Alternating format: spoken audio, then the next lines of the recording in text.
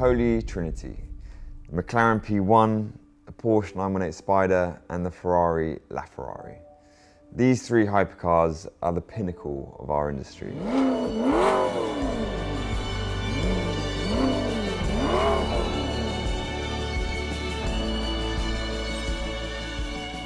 So it was about 5 years ago when they first started being delivered, and they were very much seen as the new generation of hypercars.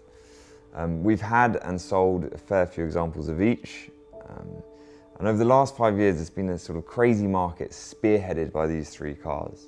I think when they first came out, all people talked about was the stats, what was quickest around the track, what had the highest top speed, this sort of bragging rights chat.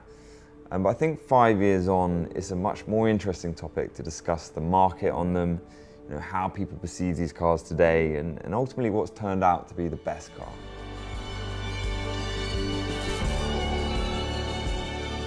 So I'm going to start off with the Porsche 918 Spyder. So it was a replacement for the Carrera GT. It signified a big transition for Porsche from that raw analog feel with the manual gearbox of the Carrera GT to the digital age of the high-tech, hybrid-powered engine, PDK gearbox. So of course the 918 is far more advanced than the Carrera GT. In fact, it's probably the most technologically advanced of the Holy Trinity. It's certainly the easiest to drive out of the three. It's probably the most usable. It's the only one with four-wheel drive, so naturally it's got fantastic grip. It can probably take tighter lines than the other two. And it can make you feel very confident behind the wheel. The all-wheel drive system does mean the car's a bit heavier than the other two.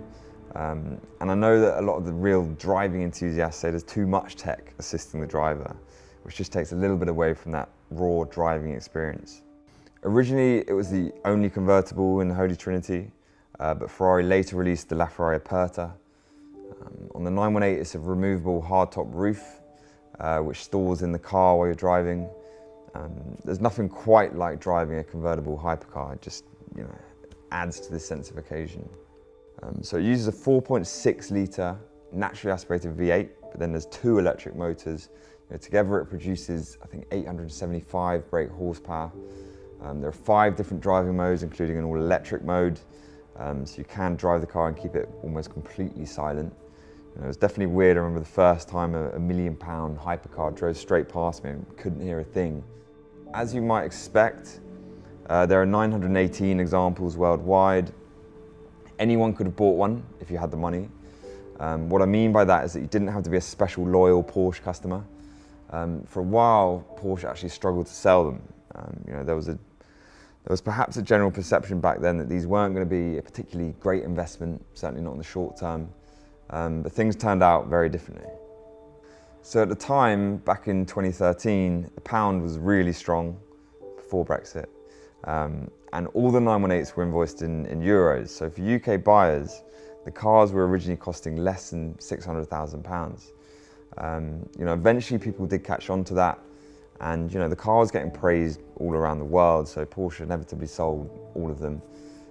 They then started appearing on the second-hand market and selling for large premiums.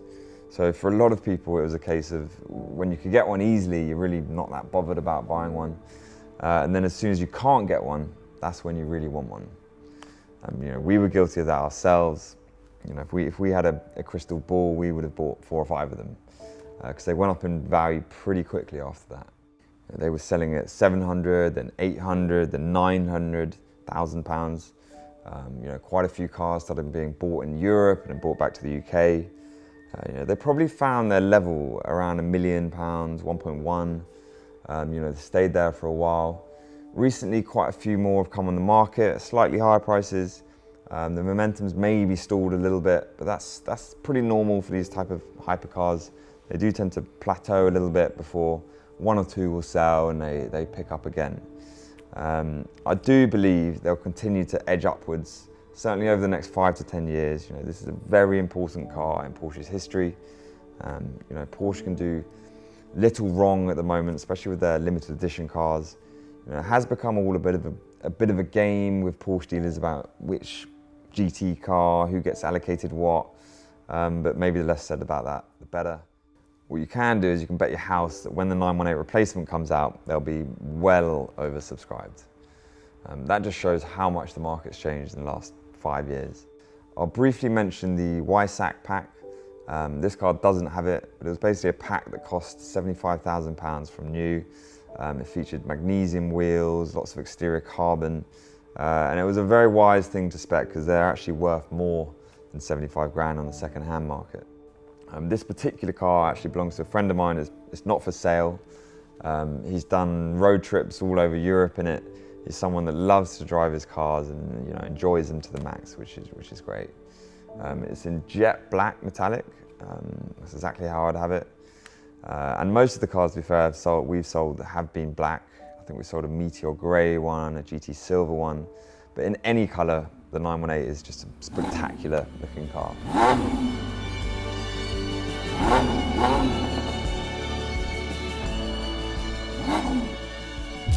So the McLaren P1, one of 375 worldwide, the rarest of the three, successor to the hugely iconic McLaren F1, which is easily the most valuable car of the last 20 years. And the P1 will always hold that historical importance as the F1's successor. Some people say, the whole McLaren range is just too similar, different iterations of the same engine. They did have a point, but if you drive a P1, it's a very different car to a 675 LT or a 720S. It's a super raw experience. The sense of occasion is far greater. You might say it's a bit of a scary car to drive, a little bit hairy, but there's nothing wrong with that because it makes it all the more rewarding as a driver's car. The acceleration and power is mind-blowing. This thing holds the record for the fastest lap around Silverstone in a road car. As a driver's choice, the P1 is probably the best of the three. I know a few respected driving journalists would agree with that. So it's got a 3.8 litre V8, which combines with an electric motor, produces 903 brake horsepower. And for a turbocharged car, this thing sounds seriously good. When you're in the cabin, it's this unique experience, unlike anything else in McLaren's range. Saying that, we're yet to have a Senna, so we'll have to see the differences on that. Of course, the P1 is heavily influenced by Formula 1. There's carbon fibre everywhere. There's this crazy rear wing, which activated in race mode, it just looks so aggressive. Inside, there are ultra-thin, lightweight carbon fibre seats, actually surprisingly comfortable. There are several buttons on the steering wheel, including a DRS button that flattens the rear wing, which reduces drag and improves straight line speed. And then there's the iPass button, which gives basically an instant power boost. It's a bit of a tech fest. Like the 918, there's an all-electric mode. I think it has a range of 6 miles, but basically the battery charges as you drive via the ECU. So the P1 costs brand new £866,000, but plus options, most P1s costed about £1 million. Like the 918, anyone could have ordered one. McLaren didn't have a ready-made database of customers to select, but I believe order books were only open for a few months before all of them were taken. P1s haven't performed as well in the market as the 918 or the LaFerrari. People ask why. Of course, McLaren doesn't have the history of building road cars or the heritage of Ferrari or Porsche. In some ways, they've come out of nowhere. Of course, they've had success in Formula 1 over the years. We've had the F1 road cars I've mentioned. They had the SLR where they partnered with Mercedes. But the P1 represents the start of a new McLaren era. The P1s did go up in value. They went from $1 million up to £1.5 million. Some cars, delivery mileage cars, were knocking on the door of £2 million.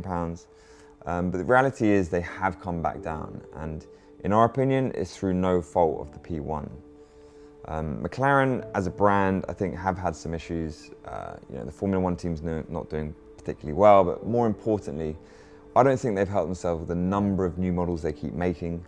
There seems to be a bit of an unhealthy obsession with building as many cars as possible and then shouting about how many cars they've sold.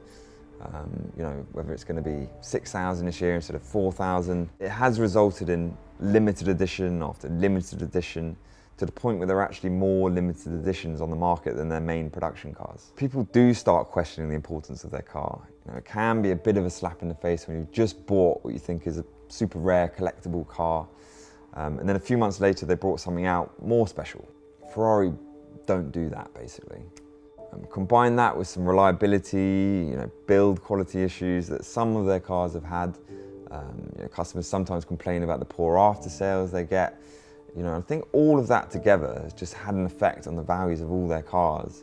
675 LTs have come down massively in value, even though they are incredible cars. But what I would say is that 10 years ago, McLaren didn't make road cars, basically. And to go from that to now competing with Ferrari and Porsche and matching them, certainly in terms of performance, that's an amazing feat. But naturally in other areas, they are still catching up. The good news is that there are more and more McLaren dealers emerging, so I have no doubt they'll sort out the after-sales issues. I'm mainly talking about how long things take to sort out when there are problems. And we're already starting to notice some improvements this year. The cars will get better, they'll become more reliable. Look at Ferrari, their cars were known for being unreliable 10 or 15 years ago. And everyone seems to have forgotten that. So right now, the P1s have got themselves into a little bit of a hole. They have become more difficult to sell over the last couple of years. But if anything, I actually think now is probably a good time to buy a P1. They have come down a few levels in value. And I do believe if McLaren stop building so many limited edition cars, sort out their dealer network, the P1 will reap benefits from that. If you're buying at today's prices, the P1 might just turn out to be the best investment of all the Holy Trinity.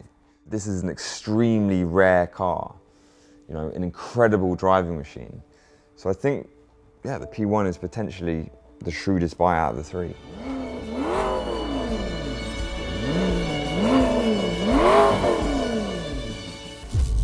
Finally, onto the LaFerrari. Obviously with Ferrari, there's so much more history and heritage than any other car brand. And especially when it comes to these special cars, which with Ferrari, they're known as the Halo cars. They started off with the 288 GTO in the 1980s, then you had the F40, then the F50, and then the Enzo. So the LaFerrari had huge boots to fill. But Ferrari's taken everything that was great about the Enzo and made it better. We'll start off with the engine. So forget about your V8s and your turbocharged V8s. The V12 is the daddy. So LaFerrari has a 6.3 litre naturally aspirated V12. It produces, I think, 800 brake horsepower. Then there's an electric motor, adds another 160 something brake horsepower. So basically it's just insane power. This thing is unbelievably exciting to drive. The LaFerrari was the first ever Ferrari to feature hybrid technology, along with the KERS system, which is derived from Formula 1, which basically integrates the V12 with the electric motor, just harnesses more energy into the car. So it's no surprise this is the most powerful car of the Holy Trinity. Despite there being so much technology, it still has that feel of the raw driving experience. It's a very lively car, rear-wheel drive. You've got to be a serious driver to handle this thing on the track. The nice thing is it's still very usable at low speeds. It's got double clutch transmission, so it's much smoother to drive than the Enzo. In some ways it drives like a very fast 458 Speciale. Driving position is heavily influenced by Formula 1. I think both the Ferrari F1 drivers helped develop the cockpit. The driver's seat is actually fixed, but the steering wheel and the pedal box are adjustable, so you don't often find that kind of setup in a road car. So you've got the digital dashboard where you can find all sorts of displays, stats, whether you're on the road or the track.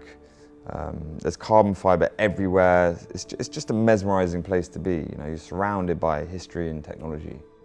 So it's not quite as rare as the Enzo. There's 499 LaFerraris worldwide, which is 100 more than the Enzo. Then they made another 210 LaFerrari Apertas. The coupe cost around £1 million new. You had to be hand-picked by Ferrari to get one, unlike the 918 and P1. But in order to get one, you had to have a history of buying the Halo Ferrari. So you would have had to have owned an F40 or an Enzo, generally just being a big Ferrari customer. Ferrari actually put a contract in place where you're not technically allowed to sell them within a certain time period. But of course, there are little loopholes and inevitably cars find themselves on the market. One thing I would say is there's always been a lot less LaFerraris on the market than there is 918s or P1s, so that says a lot. I actually remember starting to get offered LaFerraris, I think in early 2014, and they were being offered for like £1.5 million. And you know, we were thinking, wow, that's a lot of money. Enzo's were still under £1 million at that point. So you know, how much more would someone pay for a LaFerrari? That's what we were wondering. But we started to get a feel that there were, you know, people out there all around the world, you know, and all they wanted is a LaFerrari, and you just couldn't get one. You know, every time we tried to buy one, the price had gone up again. You know, and what we also tended to find with LaFerrari is that there was always a chain of people involved, you know, especially the ones in Europe. There was a lot of people, they all want a piece of the pie. You know, you'd be offered the car by someone, and all of a sudden there was another 4 people involved. You know, all we want to do is deal with the owner of the car. You know, when you're talking these big sums of money, you know, and I'm saying these had doubled in value by that point to £2 million, so, you know, with that amount of money, you just need to know who you're dealing with. Otherwise it can get very messy, complicated. So we took our time and you know, waited for the right car. You know, eventually the UK owners started contacting us directly. You know, by that time the cars had risen in value again. You know, we're talking the really special delivery mileage cars. You know, we're closer to £3 million. But we've ended up selling a fair few. I think we sold 4 in the last year or so, and this is our 5th. This is in Rosso Fuoco, which is a flame red. It's basically a much richer colour than the standard Rosso Corsa. So it's a very special car. I think the prices are pretty steady at the moment. The market on Halo Ferraris never tends to drop. It will just tend to plateau for a little bit before gradually going back upwards again. That's at least how the other Halo Ferraris have performed over the last couple of decades. What I would say is with all these cars, you know, you've just got to be very careful with which car you buy. There's a number of cars that have been in accidents, or you know, there's some story about it. You know, and there are cars being offered that don't actually exist. You know, I'm talking scams. So it's a risky business, and you've got to have your wits about you at this level. Normally, if there's a cheap car, there's probably a good reason for it. So which is the best of the Holy Trinity? My personal favourite is the 918 Spyder, just because of the way it looks. You know, that rear end. But the ultimate has to be the LaFerrari. It's by far the most valuable. And I think if you could only have one car in your collection, you just have to have the LaFerrari.